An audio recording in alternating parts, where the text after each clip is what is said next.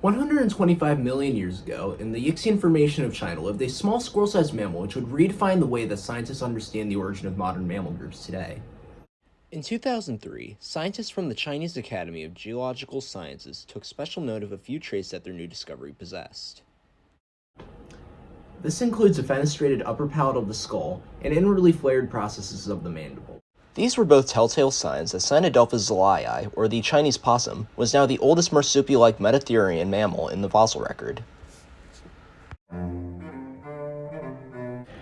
While marsupials make up the last surviving group of metatherians, which was a once diverse sister taxa to placental mammals like us, not all metatherians can necessarily be considered marsupials, which includes Sinadelphus. Even though Sinadelphus and its marsupial-like relatives, the Marsupialiforms, are thought to have diverged from other metatherians roughly 148 million years ago, it can be very difficult to tell which Marsupialiforms can be called true members of the marsupial bloodline, given their anatomical similarities to each other. For this, Mesozoic Marsupialiform fossils are assessed for being members of Alphodontidae, based on minute details in the cusps of their teeth shared by their living relatives today. The taxa Alphodontidae encapsulates all living marsupials, as well as their Marsupialiform ancestors, which could not yet be considered true marsupials. Scientists are led to believe that the first true marsupials came to the picture around 85 million years ago in North America, based off of molecular dating of genetics responsible for their defining mode of development: an early birth, a lack of a placenta, and young raised in a pouch.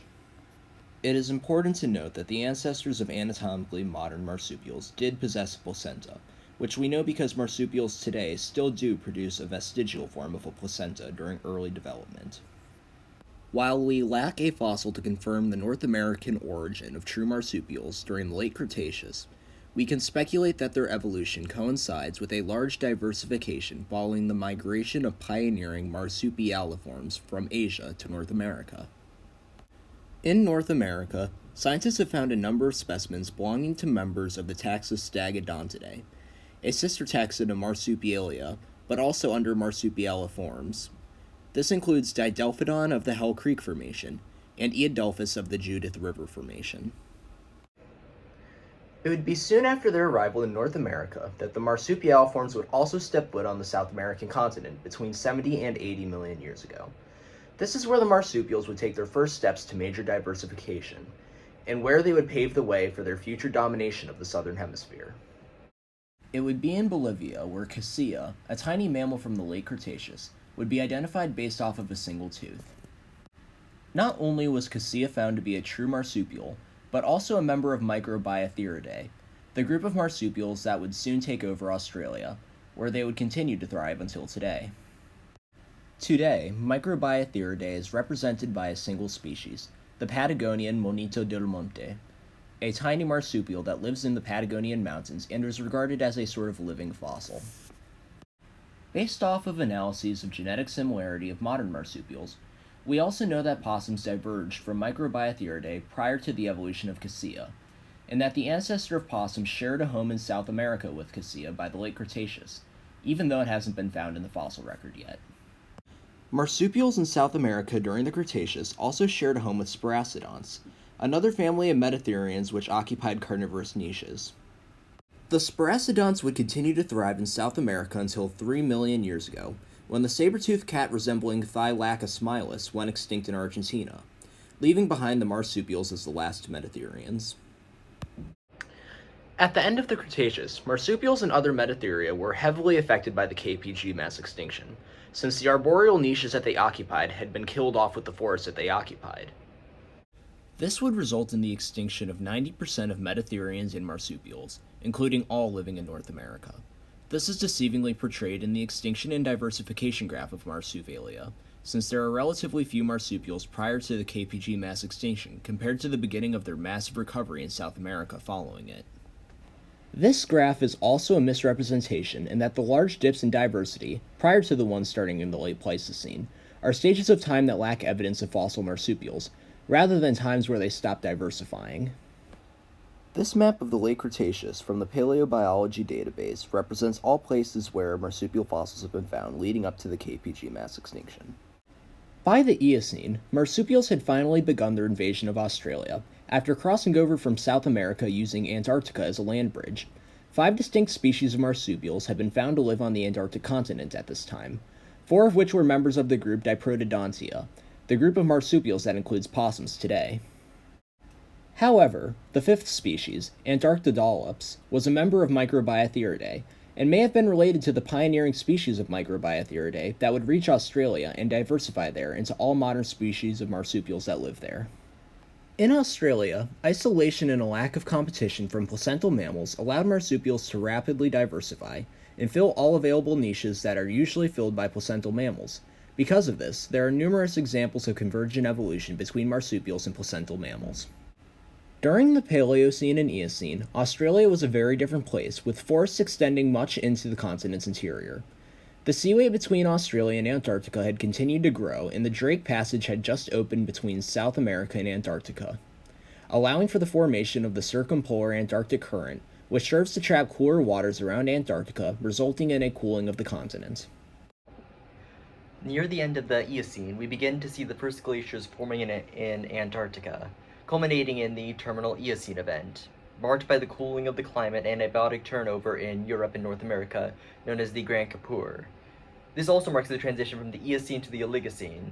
This cooling also heavily affected Australia, which saw a decrease in rainfall and with seasonal aridity, which will only continue going into the Oligocene.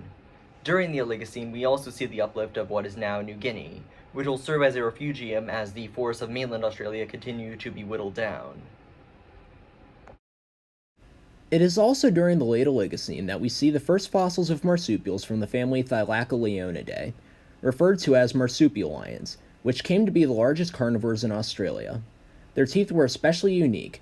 They lacked large canine teeth like lions, instead relying on their large incisors, creating a superficial resemblance to the jaws of rodents.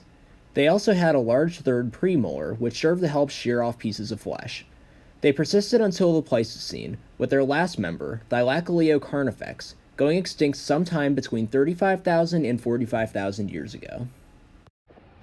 Their extinction has been blamed on both climatic changes, resulting in a reduction of forest cover, as well as the arrival of humans on the continent.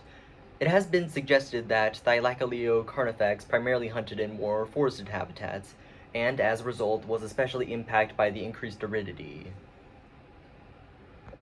During the transition to the Miocene, we see a brief period of warming resulting in higher sea levels, after which the cooling continues and the aridification of Australia accelerates further with the terminal Miocene event, which sees the formation of the East Antarctic ice cap and an accumulation of glaciers even higher than today, resulting in a drop in sea level which also played a role in the Messian salinity crisis of Europe.